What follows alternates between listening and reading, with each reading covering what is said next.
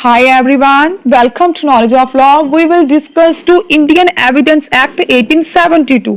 Guys, इसके नाम से पता चल रहा है एविडेंस से कि जो हमारा एविडेंस एक्ट है उसका मीन्स है प्रूफ। कोई ऐसी थिंग्स जो ऐसे प्रूफ जो आपके मैटर को क्लियरली शो करते हो तो उसे हम बोलते हैं एविडेंस। एविडेंस है ये अलग अलग इसके टाइप हो सकते हैं जिन्हें हम आगे डिस्कस करेंगे। यहाँ पर हम बात करते हैं इसके एविडेंस से आगे की। अगर हम बात करें इसके आगे लिखा है the Indian evidence act 1872 means India में आपका कोई भी मैटर हो, चाहे सिविल हो चाहे क्रिमिनल हो, उसमें जो एविडेंस एक्ट है 1872 ये बहुत ही मेन रोल प्ले करता है। चाहे आपका सिविल मैटर हो चाहे आपका क्रिमिनल मैटर हो। अगर आप यहाँ पर हम इसके मीनिंग की बात करें तो जो एविडेंस है इससे डिराइव्ड किया गया है लैटिन वर्ड से जिसका मीन्स है एविडेंट और एविडरा which means to show clearly, to discover clearly, to prove. Means आपका जो भी मैटर है उसे क्लियरली प्रूव करना, उस चीज को शो करना, इसका यही मीनिंग है एज ए एविडेंस। मान लीजिए कि आपका सिविल मैटर है चाहे क्रिमिनल मैटर है, आपको वो डॉक्यूमेंट या फिर आपको कोई भी प्रूफ ऐसे कोर्ट में पेश करने हैं कि जो भी आपका डिस्प्यूट है वो आपका इजीली सॉर्ट आउट हो जाए। तो अब हम बात करते हैं इसकी एक हिस्ट्री की। जो हमारा एविडेंस एक्ट है ये कैसे बना, तो अगर हम बात करें एविडेंस एक्ट की, इन्हीं बेसिस के ऊपर इसे रिकमेंडेशन किया गया कमिश्नर द एविडेंस बिल को।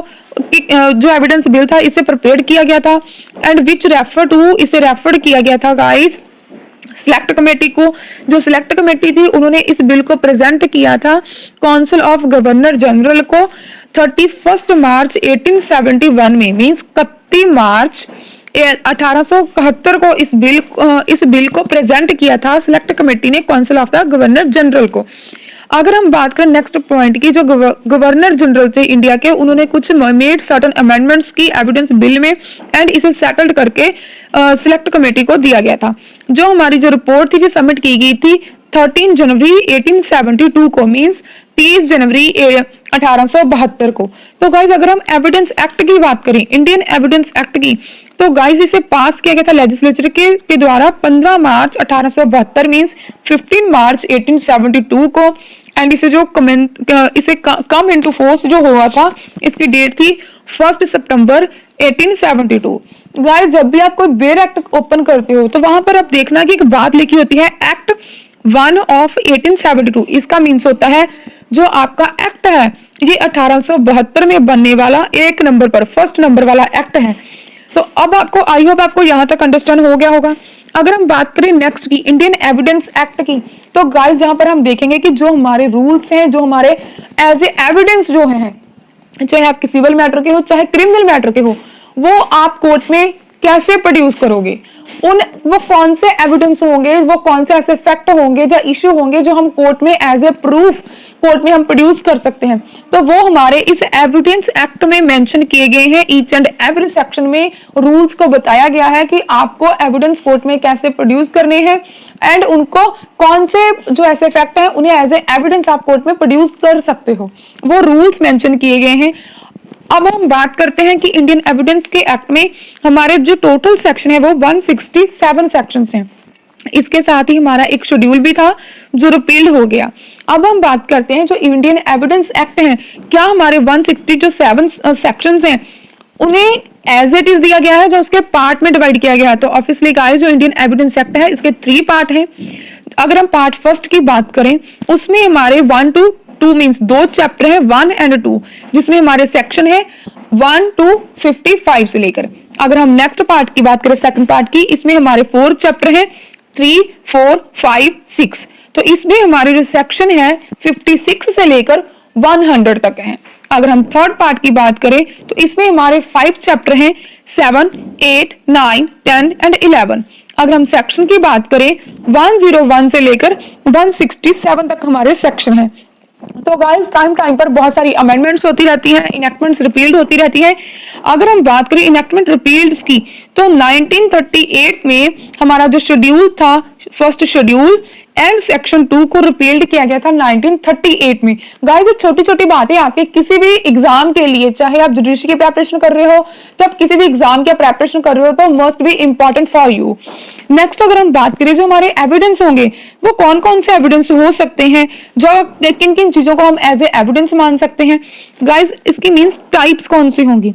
फर्स्ट बात करते हैं oral evidence. Guys oral evidence वो होते हैं, मान लीजिए कि कोई भी पर्सन आई विटनेस है, उसने जो चीज देखी, चाहे वो क्रिमिनल मैटर से रिलेटेड हो चाहे वो सिविल मैटर्स के साथ रिलेटेड हो, वो पर्सन कोर्ट में जाकर बोलकर जो उसने देखा वो कोर्ट में बोलकर बता रहा है, तो वो एज ए क्या हो गया, ऑरल एविडेंस। अगर हम बात करें डॉक्यूमेंट्री एविडेंस की, जो हमारा जो डेफिनेशंस क्लोज है सेक्शन 3, वो एज एक डॉक्यूमेंट हो गया। वो मान लीजिए आपका सिविल मैटर है तो उसका जो भी आपकी ऑनरशिप है, जो आपकी सेल डीड है, जो आपकी रजिस्ट्री है, जो भी डॉक्यूमेंट है, पावर ऑफ अटॉर्नी है, कोई भी डॉक्यूमेंट है जहां आपके सिविल मैरिज को रिलेटेड बोले, मैरिज सर्टिफिकेट है, वो आप अपनी मैरिज को प्रूव करते हो कि हाँ ये हमारी दोनों की मैरिज हुई थी, वो आप डॉक्यूमेंट एज ए कोर्ट में प्रोड्यूस करते हो, तो वो एज ए क्या होगा, डॉक्यूमेंट्री एविडेंस होंगे।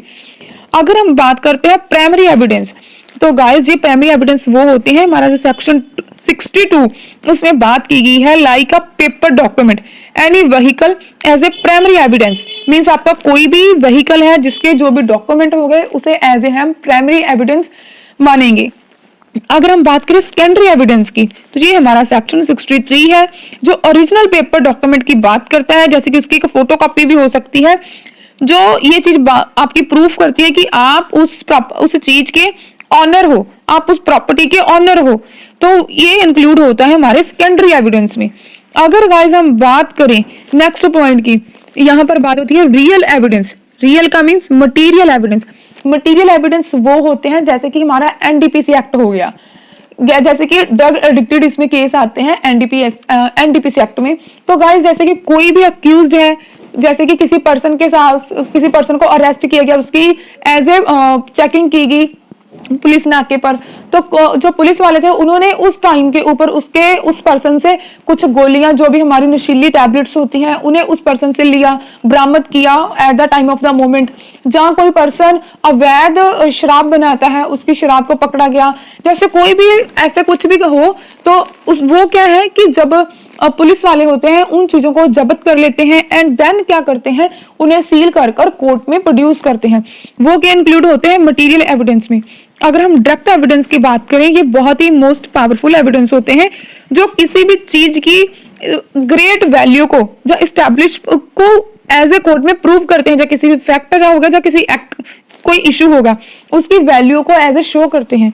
अगर हम नेक्स्ट पॉइंट की बात करें इंडायरेक्ट या सर्कमस्टांशियल, ये डिपेंड करता है कि आप इंडायरेक्ट कोर्ट में पेश करते हो जहां किसी सर्कमस्टांसेस के बेस पर उन एविडेंस को कोर्ट में एज ए प्रोड्यूस करते हो। अगर हम नेक्स्ट पॉइंट की बात बोलें हिरस्या एविडेंस, मींस हिरस्या एविडेंस का मींस होता है सुनी सुनाई बात। ये आपको हम एग्जांपल दे देते हैं, मान लीजिए ये ए है, ए पर्सन ने इस प्लेस पर मान लीजिए चोरी की, तो इसकी जो भी लेडीज थी इसने बोला कि हाँ भाई यहाँ पर चोरी होगी इस गली की, इस स्ट्रीट की। तो उसे पूछा गया कि आपने उसे देखा, बोलती नहीं मैंने देखा नहीं, मुझे वो दूसरे घर की जो दूसरी गली की जो औरतें थी उन्होंने बताया, उन्होंने देखा था, नहीं उन्हें भी किसी ने बताया था। मींस कोई एज ए आपको प्रॉपर नॉलेज नहीं है, बट आप सुनी सुनाई बात कर रहे हो, तो ये एज ए ज्यादा वैल्यूएबल नहीं मानी जाती। अगर हम यहाँ पर गाइस ये देखिए, आपका एक है जुडिशियल एविडेंस, एक है हमारा non judicial evidence. First of all हम बात करते हैं नॉन जुडिशियल एविडेंस की, आपको इजीली अंडरस्टैंड हो जाएगा। कोई पर्सन है जो अक्यूज्ड के विटनेसेस हैं वो कन्फेशन कर रहे हैं, या फिर विक्टिम के जो भी है विटनेसेस हैं वो इन चीजों को कन्फेस कर रहे हैं, तो वो कोर्ट की आउटसाइड पे इन चीजों को कन्फेस कर रहे हैं, तो वो as a non judicial evidence consider किए जाएंगे। मींस अगर आप उन चीजों को मान रहे हो कि हाँ हमने ये चीज की है, जो हमारे साथ ये चीज हुई है, जो नहीं हुई है। एग्जाम्पल दे देते हैं, ये देखिए ये अक्यूज्ड है, तो इस पर्सन के जो भी विटनेसेस हैं वो बोल रहे हैं कि हाँ भाई अक्यूज ने ये चीज की थी, जो अक्यूज भी बोल रहा है कि हाँ हमने ये चीज की थी, जो इसके जो भी विटनेसेस हैं उन्हें पता था कि हाँ भाई कैरेक्टर से ऐसा ही था, हाँ बंदा जो ए है ये हाँ भाई ये बैड पर्सन था, not a good person. But ये कोर्ट में इस चीज को नहीं बोलते, कोर्ट में जाकर बोलते हैं कि A is a good person, but इसे हम क्या बोलेंगे, नॉन जुडिशियल एविडेंस। इन्होंने कोर्ट में थोड़ी जाकर ये चीज बोली है, जो ये विटनेसेस थे इन्होंने तो आउटसाइड द कोर्ट में ये चीज बोली है। तो अगर कोई पर्सन एज ए कोर्ट में जाकर कोई चीज बोलता है उसे हम कैसे जुडिशियल एविडेंस ही बोलेंगे। तो गाइस अगर हम बात करें प्राइमा फेसाई एविडेंस, यहाँ पर क्या होता है कि यहाँ पर कोर्ट खुद उन चीजों को ऑब्जर्व करती है, खुद चीजों का अनुमान लगाती है और वहां पर डिसीजन लेती है, उसे हम बोलते हैं प्राइमा फेसाई एविडेंस। अब हम बात करते हैं कि जो हमारा एविडेंस लॉ है, क्या ये एक हमारा सब्सटेंटिव लॉ है या प्रोसीजरल लॉ है। फर्स्ट ऑफ ऑल आपको पता होना चाहिए कि हमारा जो लॉ है इसे दो पार्ट में डिवाइड किया गया है, substantive law and procedural law. Substantive law वो होते हैं जहां पर आपके लीगल राइट्स एंड ड्यूटी की बात की हो, जहां पर अगर आपके लीगल राइट्स एंड ड्यूटीज का वायलेशन होता है, लीगल राइट्स का, तो आप जो रेमेडी है उस रेमेडी को आप कैसे लोगे, वो प्रोसेस बताया गया है प्रोसीजरल लॉ में। जैसे कि जो हमारी आईपीसी है वो किसमें इंक्लूड होती है, सब्सटेंटिव लॉ में। तो अगर मान लीजिए कि किसी पर्सन ने किसी का मर्डर किया, ठीक है, तो वो क्या होगा, ये हमारे आईपीसी में मेंशन है, बट जो अक्यूज्ड है उसको पनिशमेंट कैसे होगी, कैसे उस पर्सन को हम पनिशमेंट दिला सकते हैं, उसका प्रोसेस कहां पर लिखा है, हमारे सीआरपीसी में। तो वो क्या होगा, प्रोसीजरल लॉ। अब हम बात करते हैं क्या हमारा जो एविडेंस है ये एक प्रोसीजरल लॉ है जहां हमारा सब्सटेंटिव लॉ है। तो गाइज आई होप आप सबको इसकी नॉलेज है इस क्वेश्चन की, आप सबके पास इसका आंसर भी है कि जो हमारा एविडेंस लॉ है is a procedural law, because इसमें हमारा एक प्रोसेस बताया गया है कि आप एविडेंस को कोर्ट में कैसे मेंशन करोगे, कैसे प्रोड्यूस करोगे। आप डॉक्यूमेंट के वे में है, चाहे आपका कोई भी एविडेंस है, आप उसको कोर्ट में कैसे प्रोड्यूस कर सकते हो। ये इसका एज एक रूल्स बताए गए हैं, इसका एज एक वन बाय वन इनके रूल मेंशन किए गए हैं। हमारे एविडेंस लॉ में एक प्रोसेस बताया गया है कि वन बाय वन आप क्या करोगे, आपका कौन से फैक्ट है जिन्हें एज आपको एविडेंस माना जाएगा, कंसीडर किया जाएगा। अगर वो एविडेंस है तो फिर उसे कोर्ट में कैसे हम प्रोड्यूस करेंगे, कितना टाइम पीरियड है, कितने टाइम पीरियड में हम उन चीजों को कोर्ट में प्रोड्यूस कर सकते हैं। ये सारी की सारी चीजें कहां पर मेंशन की गई है, हमारे एविडेंस लॉ में। Evidence law is a procedural law. अब हम एक नॉर्मल वे में बात करते हैं कि जो हमारा एविडेंस लॉ है ये इसकी क्या नेसेसिटी थी। गाइस, चाहे आपका कोई भी मैटर हो, जब आप कोर्ट में आपका मैटर लेकर जाते हो, सिविल हो चाहे आपका क्रिमिनल मैटर हो, वहां पर क्या होता है कि आप अपना मैटर लेकर जाते हो, उसके साथ आपको अगर इनका कोई रूल ना बना हो, कई बार क्या होता है, अगर आप एज ए लॉयर हो तो आपको इस चीज की नॉलेज होगी, कई बार क्या होता है कि हम बोलते हैं कि हमारा जो भी इन्वेस्टिगेशन, मान लीजिए कोई भी आपके सिविल मैटर है, क्रिमिनल मैटर, उसके साथ हम एविडेंस एज ए कोई भी आई विटनेस कोर्ट में लेकर जाना चाहते हैं। हमने कोर्ट में उस चीज का टेंडर भी कर दिया, चाहे अभी हमने बोल दिया कि हाँ जी हमारा ये एविडेंस है, हमने उस पर्सन की एज ए उसे हम विटनेस लेकर आएंगे, तो कोर्ट ने उस चीज को एग्री भी कर दिया, परमिशन भी दे दी। तो वहां पर क्या है, अगर आपको एक बार आपने कोर्ट में उसे बाउंड कर लिया, आपने उससे समन भी, आपको फर्स्ट ऑफ ऑल उस पर्सन को समन जाते हैं, समन जाने के बाद क्या होता है कि वो पर्सन समन रिसीव करता है, समन रिसीव होने के बाद वो कोर्ट में आता है या नहीं आता है, तो कितने टाइम पीरियड में वो आता है। तो अगर तो कोई ऑफिशियल आपका विटनेस है तो ऑफिशियली उसे पर्सनल समन भी आप देकर आ सकते हो। अगर कोई नॉर्मल पर्सन है कि हाँ आप उसे पर्सनल समन नहीं कर सकते, बट फिर भी आप उसकी एविडेंस आप करवाना चाहते हो, तो फिर गाइस क्या होता है कि आपके पास टाइम बाउंड होता है, जहां आपकी किसी पर्सनल की, किसी की गवाही होनी है, किसी की आपने एविडेंस करवानी है, किसी अपने पर्सनल की, तो वहां पर अब क्या है कि आपको मान लीजिए आप बोलोगे कि हाँ हमारे पास टाइम नहीं था, हम कहीं पर चले गए, तो कोर्ट आपको 1 2 3 4 मौके देती है, चांस देती है, आपको 3-4 डेट्स दे दी, उसके बाद भी नहीं आप जाते, तो वहां पर कोर्ट क्या है, जो आपकी वो एविडेंस थी उसे नील कर देती है, फिर आप वो एविडेंस नहीं करवा सकते। तो ये चीजें हमारे लॉ में बहुत नेसेसिटी है। अगर कोई रूल रेगुलेशन नहीं होगा तो एनी पर्सन, कोई भी पर्सन कोई भी फैक्ट को, इश्यू को एज ए एविडेंस मानकर कोर्ट में प्रोड्यूस कर देगा, एंड देन उनका अगर कोई रूल रेगुलेशन नहीं होगा फिर तो हमारी कोर्ट की प्रोसीडिंग बहुत ज्यादा लिंगर ऑन हो जाएंगी एंड कोई भी इजिली कंक्लूड नहीं हो पाएगा। इसलिए एविडेंस लॉ की अगर हम बात करें तो इसकी बहुत ज्यादा नेसेसिटी थी हमारे इंडिया में, तो इसलिए हमारा एविडेंस एक्ट बनाया गया। तो गाइज, अगर आपको हमारी वीडियो अच्छी लगी तो प्लीज इसे लाइक कीजिए, शेयर कीजिए, चैनल को सब्सक्राइब कीजिए। Thanks for watching. अगर आपके पास कोई भी डाउट है, अगर आपको वीडियो में कोई प्रॉब्लम लगी, हाँ अगर आपको लगा कि कहां पर इंप्रूवमेंट की नेसेसिटी है, तो प्लीज डू कमेंट, आप हमें कमेंट कर बता सकते हैं। अगर आपके पास अपना कोई टॉपिक है तो गाइज प्लीज आप हमें उस टॉपिक को भी आप हमें बता सकते हैं, कमेंट में लिखकर हम आपके लिए वीडियो बना देंगे।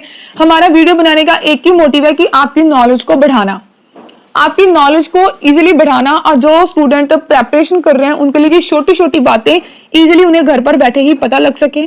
तो आई होप आपको अगर हमारी वीडियो अच्छी लगती है तो प्लीज इसे लाइक कर लीजिए, शेयर कर दीजिए एंड हमारे चैनल को भी सब्सक्राइब कर लीजिए, बिकॉज जो भी वीडियो बनेगी बेल आइकन को भी इसके साथ प्रेस कर लेना, उस पर ऑल पर क्लिक करना। इसके साथ क्या होगा, हमारी जो भी वीडियो होगी वो सबसे पहले आपके पास पहुंच जाएगी। Thanks for watching.